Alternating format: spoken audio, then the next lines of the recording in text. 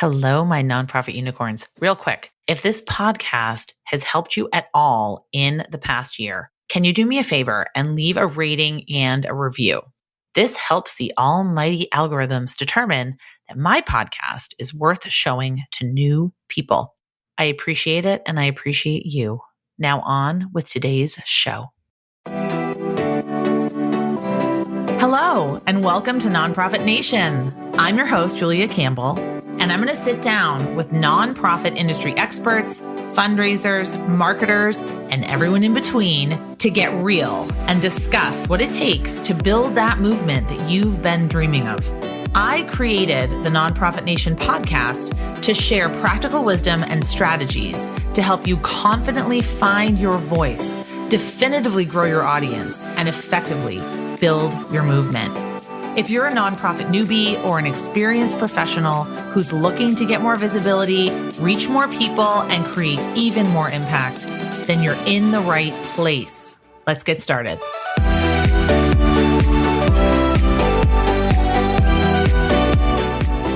Hi, everyone. Welcome back to Nonprofit Nation. I'm your host, Julia Campbell. Thrilled that you're here with me today. The topic, engaging millennials to raise big money. And I'm really excited to have an expert on fundraising, an expert on community organizing, and an expert on engaging millennials with us today, Alyssa Wright. Having spent time as a human rights activist in Eastern Europe and Africa, Alyssa brings over a decade of experience in international philanthropy to Wright Collective. With a background in community organizing and the arts, Alyssa leads the collective with skill, creativity, and passion. As an accomplished facilitator, consultant, and coach, she builds new revenue streams, shifts cultural perspectives, and inspires people to believe that change is possible no matter what. And Alyssa is a powerful millennial voice in the social change movement. So she knows what she's talking about. I am sadly non-millennial. I am a Gen Xer, and we often get forgotten. So no one does podcasts on how to raise money for Gen Xers, but that's okay. We're like the neglected generation. Alyssa, welcome. Hi, Julia. I'm so excited to be here. Yes. So what I want to talk about first, you have such an interesting background, both in theater and community organizing, international relations. How did you get started in the work that you're doing now?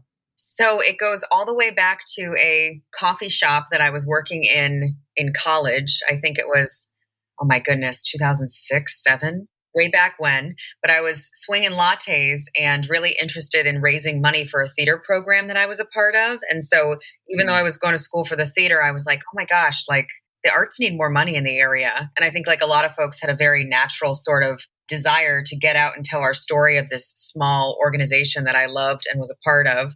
And so I just started going out and raising money from individuals, and turns out I was pretty good at it, being a storyteller and having that be the core of my identity at the time. And so that was my very early on beginning in sort of the nonprofit fundraising space. And we tripled the budget of that small theater company in a couple of months when folks said it couldn't be done just by raising money from individuals and asking for what we needed. So my roots are definitely in doing that sort of community organizing, arts-oriented work.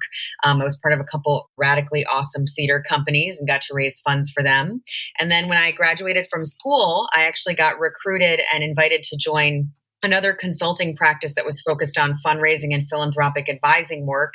And so got to continue my journey there and had an awesome portfolio of organizations that I was helping with a variety of different capacity building strategies in East Africa and up and down the East Coast. So that's why I kind of joke in my bio that I've worked from Kennebunk to Kenya, because I also love liberation. Kennebunk to Kenya. I love that. I think that's fantastic. So tell me about Wright Collective. Yeah, so I launched my own practice after leaving that larger consultancy about 5 years ago. And the impetus to do that was two things. So first and foremost, I just noticed that as somebody who is a millennial myself, self-identified millennial over here, I recognize that in many of the conversations where decisions were being made in philanthropy, I was often the youngest person by sometimes 30 years, definitely by at least 20 or 25. And so I started about 10 years ago kind of being like, where's my generation? So I finally got the bravery, the courage, because of the amazing community that surrounds me in this work, to take the risk to start my own practice. And so I did 5 years ago. And Wright Collective it's more than a company. It's more than, services and products we offer to nonprofits and donors. It's really a community. We have a model where we offer a lot of services out to organizations, from capacity building campaigns, capital campaigns, development audits, board development work. We do all of that, not services, but we also run cohorts 2 or 3 times a year, bringing everyone together in community, because we believe that there's much more power in collaboration amongst folks in our sector. So we've got kind of a unique model, and we're really proud of the community that we're building, the collective. And we've seen 7-figure gifts come in just because folks are talking about the resource needs that they truly have. I love that. And you focus on, one of your many focuses, millennials. So who are millennials? What is this generation? And why this specific focus? Yeah, so I'll just share first personally, again, as being often the token millennial in the room. Everybody's like, oh, look at that young person eating avocado toast in the corner. I know. And you know what? My daughter's 13 and loves avocado toast. So I don't know. It's intergenerational. Yes, so many stereotypes.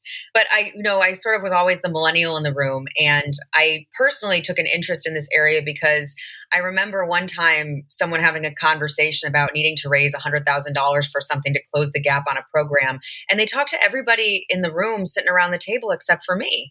And I remember this feeling of like, not that I necessarily had the financial capacity at the time, I think I was 24, to do that, to give that kind of gift personally, or to cut that check myself. But I just had so much more social capital than anyone else in the room.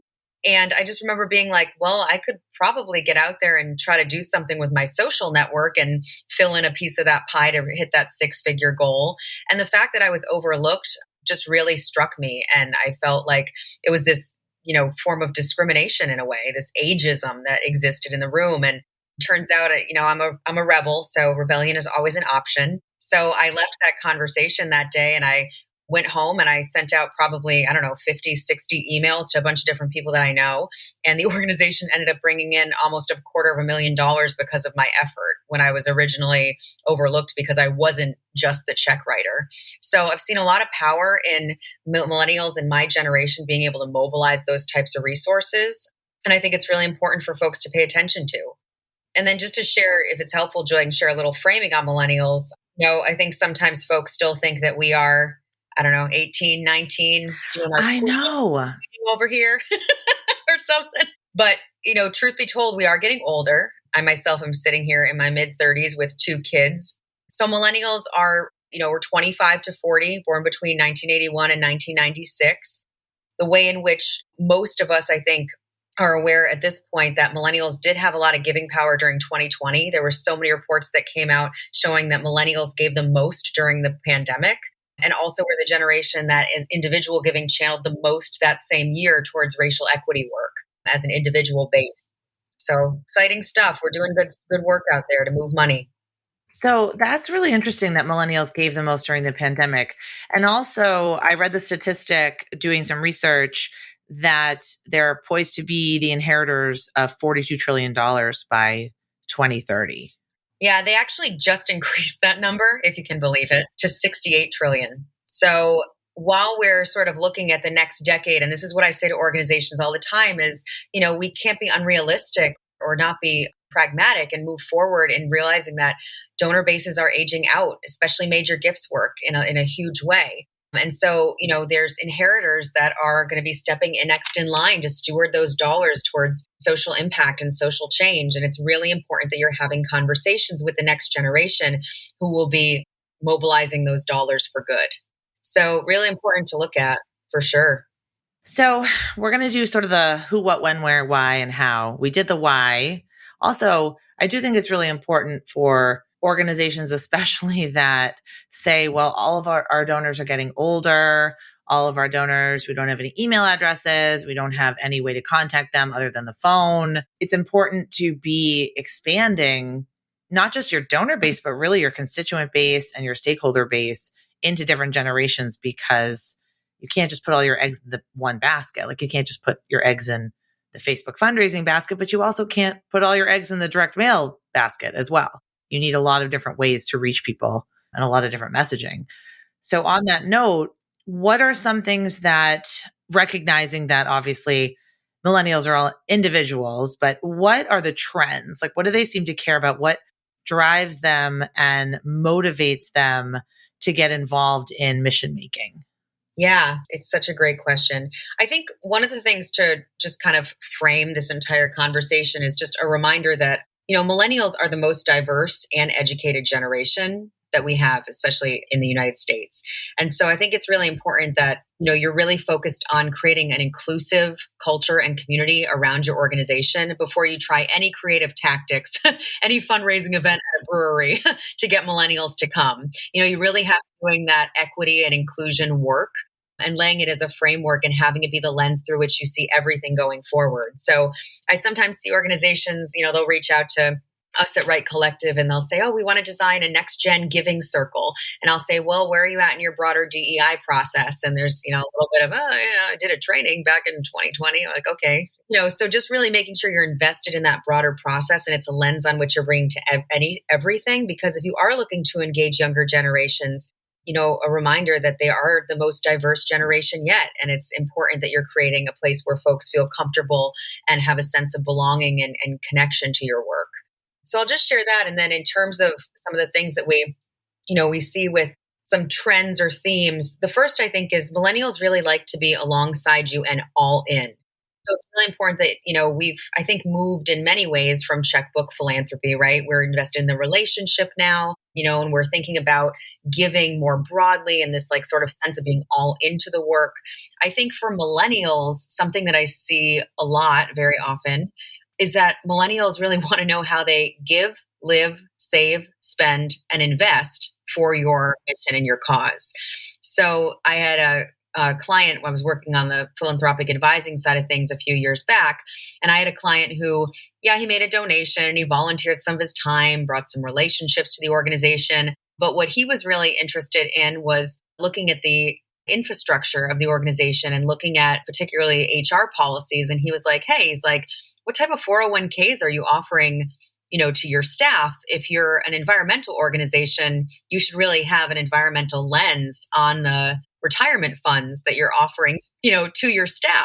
Harm out there, with the options that you're giving them, why are we on the other side of things working towards a sustainable planet?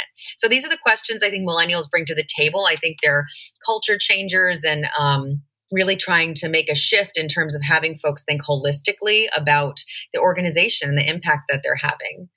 And then the second trend that I'll just name, because I think it's really important for fundraising professionals to hear and super duper encouraging, is millennials really aren't afraid to talk about money. I think this generation has been raised very differently, having had to kind of birth ourselves during the recession and sort of launch our careers during that time. I think we have a different relationship to money. We think about it as sort of flowing in and through different entities. We want it to be connected to our values in a really powerful way. And so I have raised more money faster working with volunteer leaders who are millennials than those of any other generation yet.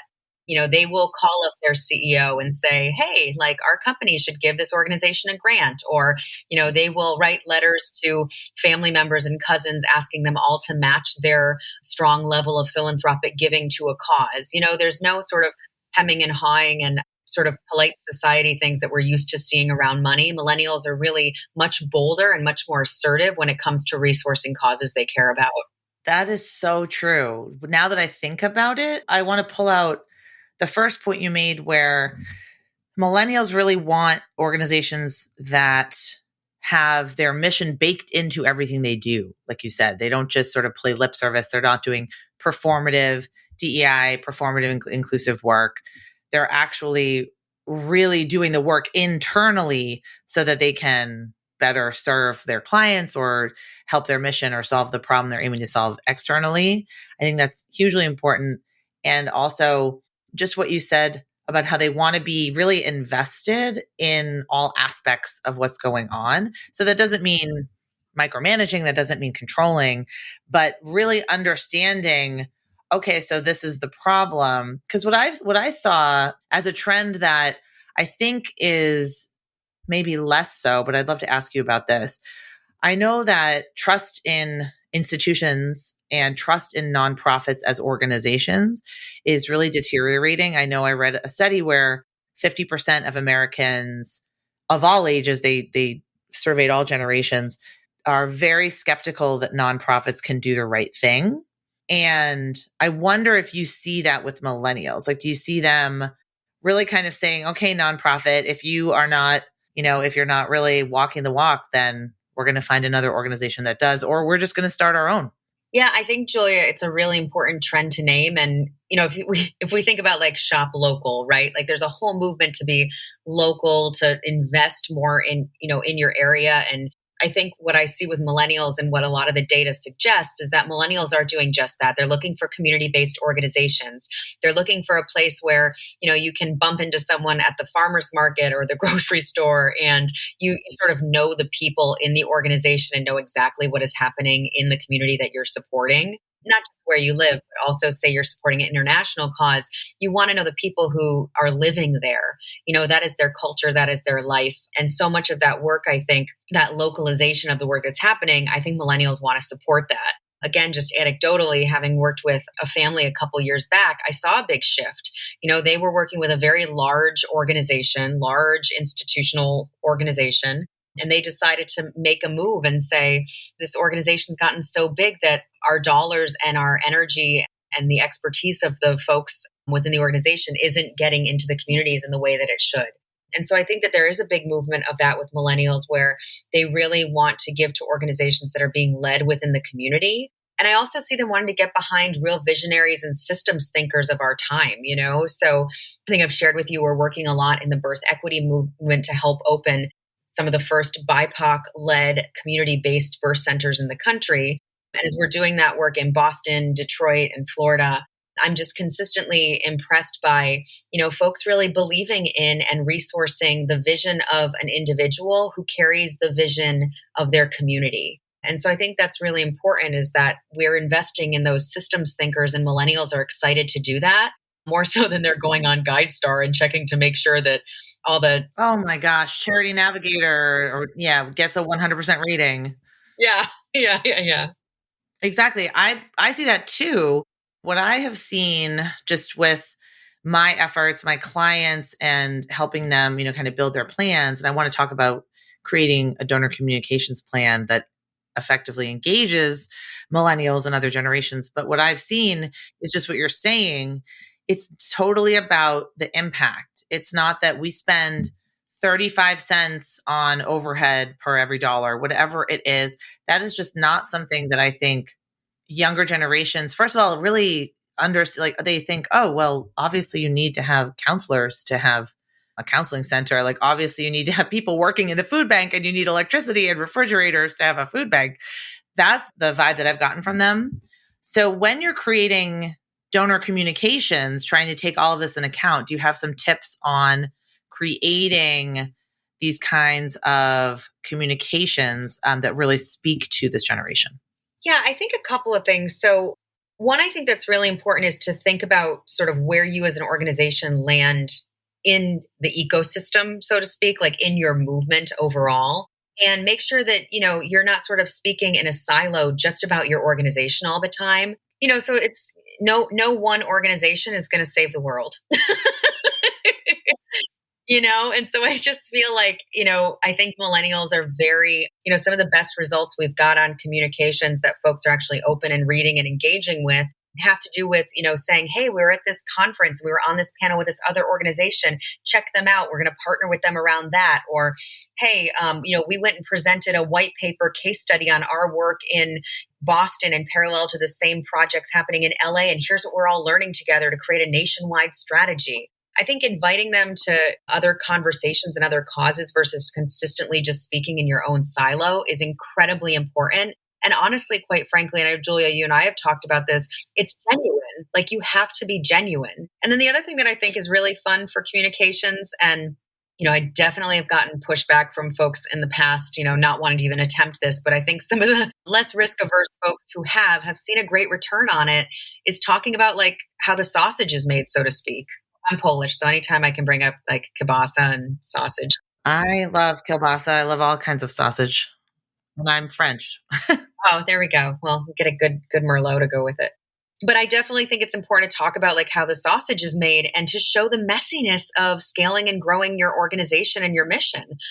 We put out a newsletter a few years back, and it was a 3-part blog series about the messiness of a founder transition to its first executive director. And we got so many warm responses from that. And we actually had people reach out and say, I want to be on the board. I want to join a committee. Like they wanted to give their time because they knew the, again, authenticity of where we were at. But they also appreciated that we said this wasn't perfect. Like here are some of the things we had to really work and think through to sort of decentralize our next generation of leadership and also to build off of the amazing things that the founder had done, but also acknowledge some of the not so great things in the first few years of our conception that led to some unhealthy, behaviors or dynamics that we had.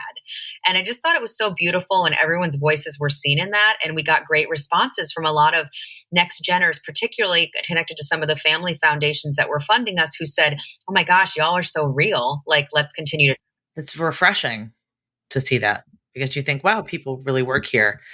That's what I think a lot of nonprofits, at least if they're more traditional, more into the status quo, they're so scared of being authentic and real because they think that means offending people on purpose and being provocative. But what I always tell them is that your mission offends someone out there. I do not care what you do. You help older people in the community get free meals. Well, what about the veterans? What about kids with cancer? What about dogs? Someone is going to challenge you. Someone's going to think you don't deserve funding. You are offensive to someone. I hate to say it, but I tell my clients that all the time. So don't shy away from talking about what you really believe in. And I love that idea of the messiness and sharing kind of the bumps in the road and sharing learnings and sharing that you are a real, genuine organization made up of actual people. And, sometimes things happen that you didn't anticipate. And we just wanted to kind of let you know. And what you just said about the ecosystem, I think really might be the most powerful marketing tip that I have heard, at least on this podcast. I swear I really want to pull it out. Where are you in the ecosystem of your mission? Like you said, Alyssa, no one does this work alone. What do you think you're going to solve? You're going to end homelessness by yourself? Just, your own little piece of the puzzle? No, you're working with other organizations. And I distinctly remember working at a domestic violence shelter. And when we did Domestic Violence Awareness Month, my executive director was like, well, I don't really want to feature these organizations at our event because they don't work in domestic violence. And I said, well, yeah, but they serve our clients and they believe in this and we're all in this together. Like, why wouldn't you want them to, be at our event? And the silo mentality is so destructive and so pervasive that I just think that's incredibly, incredibly powerful. And younger generations are not going to put up with that. Yeah, I mean, I also think there's a different sense of urgency for us, right? I'm sitting here looking at my 2 little girls who they're 3 and 3 months, and they're Generation Alpha. I don't even know what to think of them yet. I'm like, who are you? I'm starting to work with a lot of Gen Z colleagues, folks between I think it's 16 and 25 right now, and as I'm working with the next generation myself, there's a sense of urgency because of what's happening to our planet, right? So there's a little bit of we can't just make this fun and light and charitable anymore. We've got to change the system. So I think there's that urgency that manifests a lot in millennials where, again, like I said, that room that I was in where I was like, hey, like I can help you reach, I don't know, maybe 20,000 people in the next couple of weeks between my social media following and my newsletter. Is that of value to you? I think we just need to always remember that everyone has something to put on the table that can help accelerate change. And millennials will search for the time, talent, treasure, ties, anything you need. Like we will go digging. We have our shovel. And what you said about not being as afraid of money conversations, I think rings really true as well. Like people, I can't imagine my mom's generation, or even, I guess I'm different from my generation. I've always been a fundraiser, but not many people are. But I do see my younger friends, people in their 30s, even people in their 20s, constantly being like, hey, there's this drive for baby formula. Let's all go out and buy gift cards to Target. Or, there's this, like, this friend is in need, and they use these social media tools, these organizing tools, whether it's peer to peer, whether it's texting, whether it's social media, and they leverage them because they're digital natives. They grew up using these tools, so they're very comfortable sharing them to ask for money. And or using them to leverage their networks to ask for money, like you said, either your time, talent, or your treasure. So that's something that nonprofits really need to make a shift towards, where we need to start leveraging this comfort. It's not even a technical skill level. It's a comfort level. Totally. And I think the other thing is, millennials are, we're the largest generation in the labor force right now. And we will also push on companies and push on our employers, to put their social values at the forefront of the work they're doing to retain us as an employee. And so that's where I've also been really impressed, just to see some of my millennial colleagues, go back to their employer and say, it's not enough to plant trees, let's actually look at our supply chain ourselves, let's look at fair wages, let's look at family leave, all these different policies. But I also think that's where, a lot of times organizations will send out very traditional, kind of donor surveys, basically being like, are you happy with us? Do you like what you see? Will you be at the gala? That sort of thing goes out. Can you buy a table at the gala? What? No. Yes. Do you like our new logo? It is the 15th shade. Do you like our new logo? Oh, my God. But, in those donor surveys, if you have a captive audience that fills them out, ask some really strong questions. Would you feel comfortable going to your employer and starting a, employee giving day? Or, how many people at your company do you think you could invite to join $1,000 club?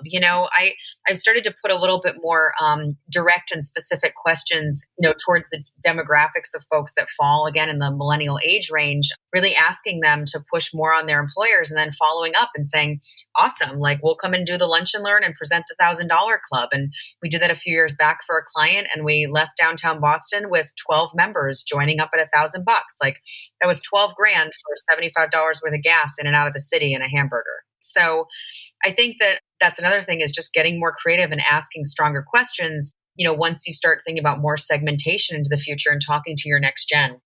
100%. I love that so much. So, wow, we could talk for hours.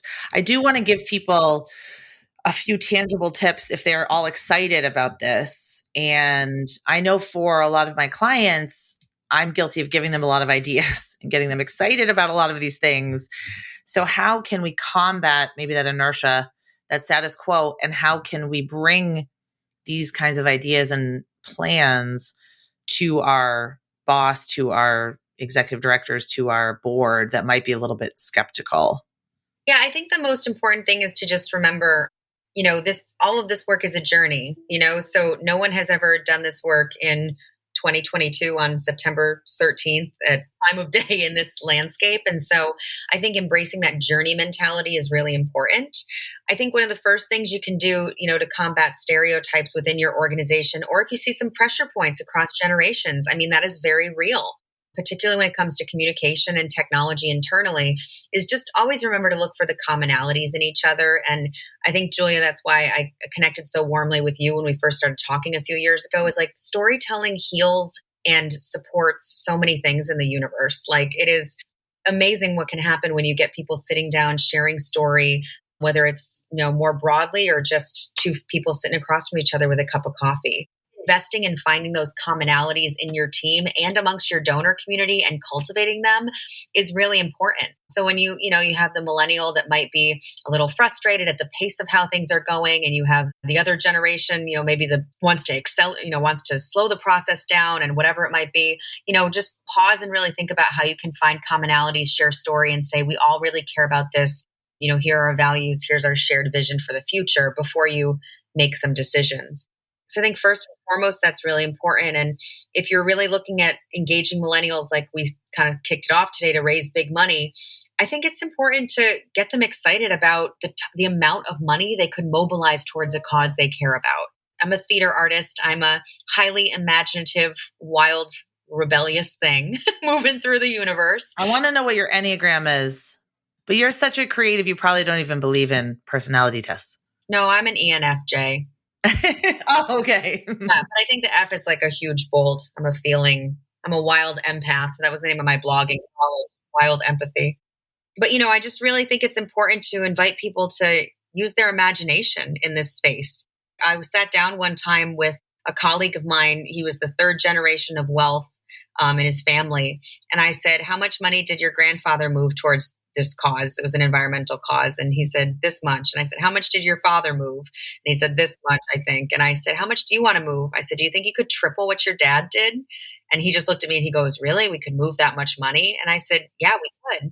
And what difference would that make feeling into the world that we're living in right now? So, don't be afraid to sit down with anyone anywhere and say, what if we could raise $1 million in the next decade for this work?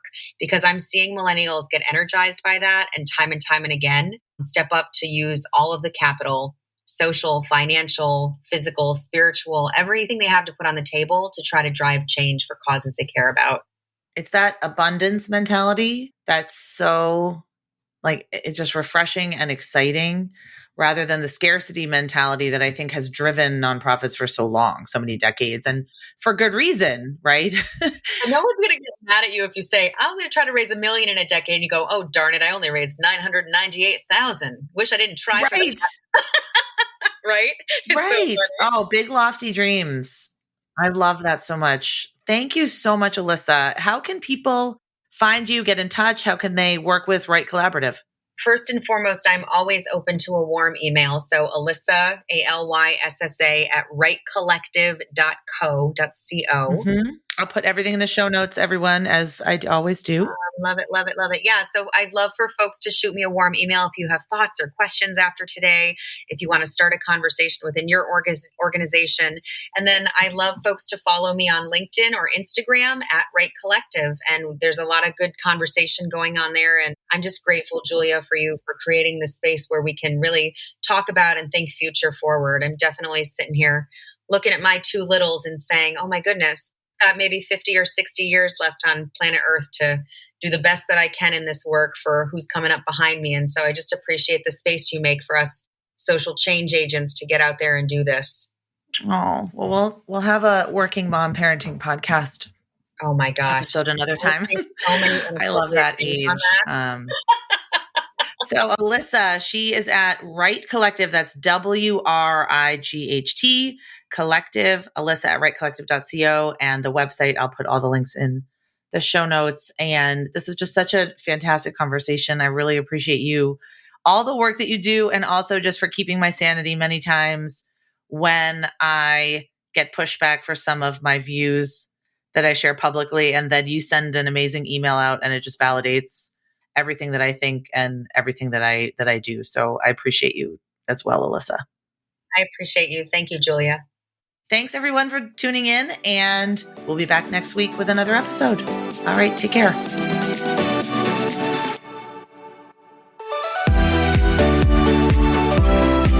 Well, hey there. I wanted to say thank you for tuning into my show and for listening all the way to the end. If you really enjoyed today's conversation, make sure to subscribe to the show in your favorite podcast app, and you'll get new episodes downloaded as soon as they come out. I would love if you left me a rating or a review, because this tells other people that my podcast is worth listening to. And then me and my guests can reach even more earbuds and create even more impact. So that's pretty much it. I'll be back soon with a brand new episode. But until then, you can find me on Instagram at JuliaCampbell77. Keep changing the world, you nonprofit unicorn.